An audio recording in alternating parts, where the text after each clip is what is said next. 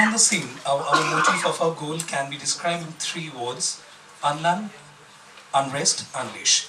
It's an initiative that looks to create a neutral creative space outside the dominant popular culture, or the much used cliche term, mainstream. We aspire to redefine the shifting paradigms of counterculture through experiment, revision, and reform. We want to bridge the divergent realms of the physical and the virtual by moving beyond flashbulbs, popcorn culture, and engaging with the people who have enslaved themselves to the blinding glitter of populism. Our aim is not to show you what can be seen, but to unravel and unveil what lies behind the scene. And today we are extremely delighted to find ourselves in the midst of three celebrated and eminent filmmakers. Firstly, Anand Gandhi, the captain of Ship of Theseus, and a deeply philosophical and visually stunning multi-layered film. In the critics circle, UK included it in the list of 15 films that changed their life, along with the likes of The Battle of Algiers, The 400 Blows, and Annie Hall. And then we have the NASA scientist turned director Bedabrata Pain, whose debut film Chittagong has won rave reviews worldwide, beside bagging the National Film Award for Best Debut Film of a Director. And finally, our very own Q, Kaushik Mukherjee, popularly known as Q, a maverick author who stunned the world with the outrageously provocative Gandu, has also gone on to win a National Award for Family Values for film Love in India, and is now about to release a fantastic escape on celluloid Tashir Desh. And we're really honored to have Pankaj with us today. He's the DOP of the film Ship of Theseus. So I'm just passing it on to them. Today's topic is freedom, independence, and independent films. We're just very excited. They were. I was asked yesterday, "What is it that I'm doing here now that my film is not playing here anymore?" It just went out today, I believe. So thank you, Kolkata, for keeping the film alive here for 4 weeks. That's quite a long time compared to the 3-day business models that have evolved around us. I'm here really because I'm really excited about the release of Tashir Desh that is following immediately after Ship of Theseus. I'm so excited that this is happening.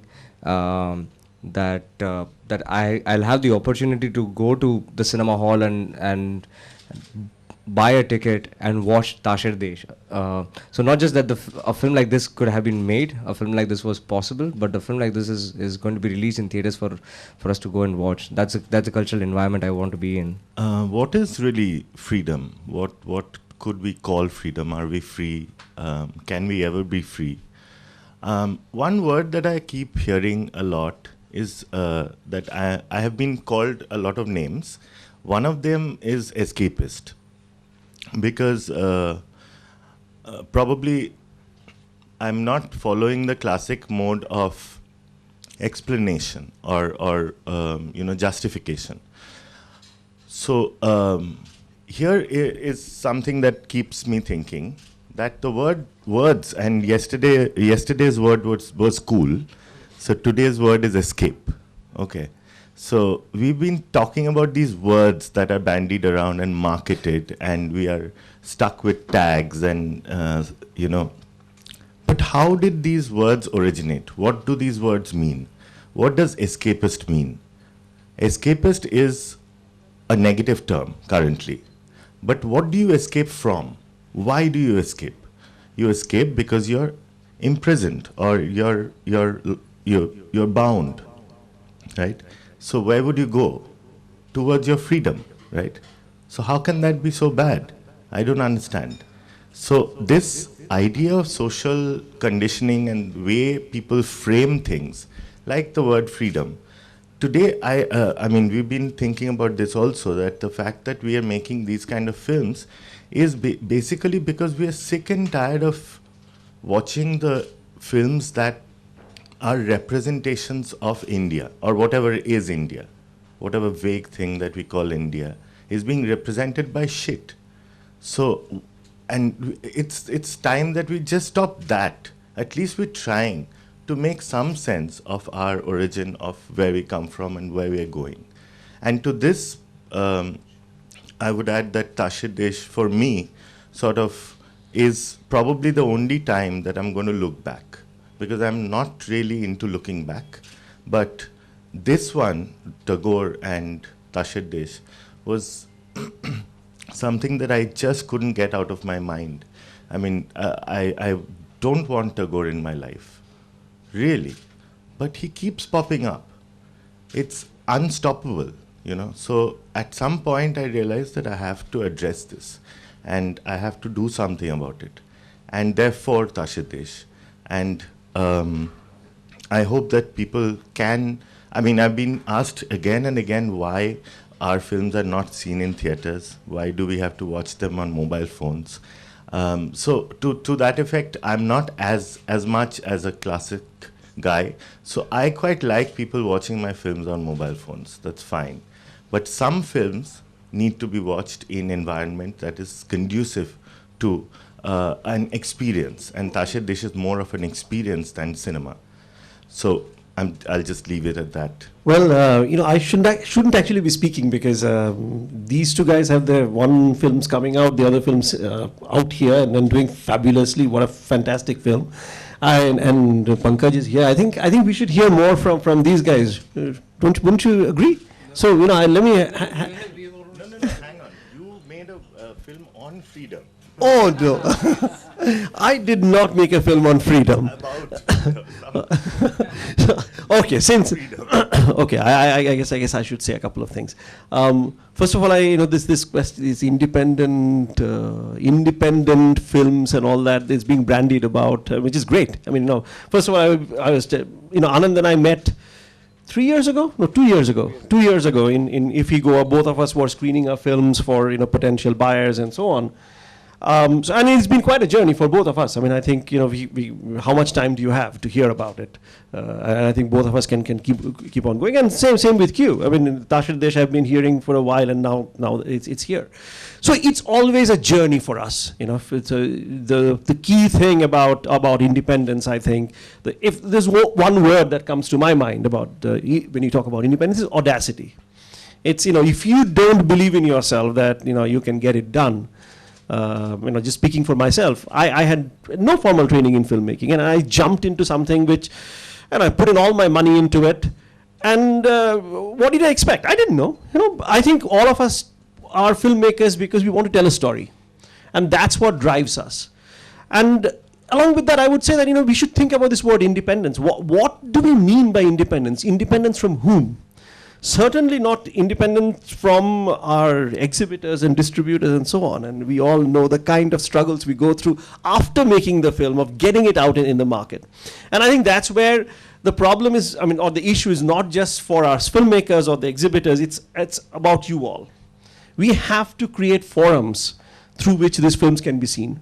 Maybe outside theaters, maybe new technologies are coming up. I mean, just as digital filmmaking has democratized filmmaking in a bigger way, maybe we need now another technology that's coming up. A projection. Maybe we need to go, mohalla to mohalla, para to para, multi-storied building to multi-storied building, and have this kind of screenings. I don't know. I mean, these are kind of things that I think from below there has got to be a movement. Onir has taken a great lead in talking about these stuff coming from the above, from the legal side.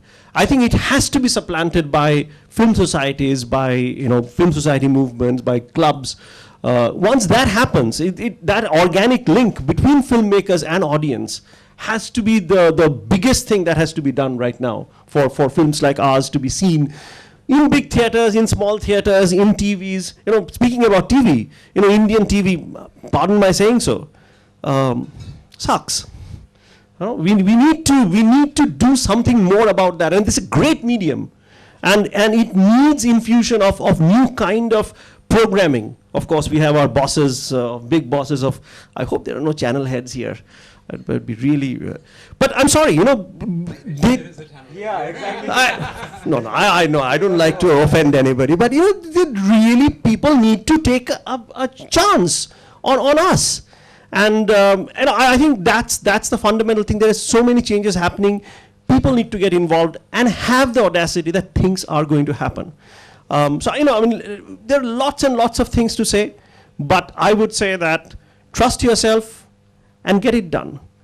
When I was reading this popular non-fiction writer and his polemic on, I mean, the bumper sticker of his book is that there's nothing really wrong with the world right now.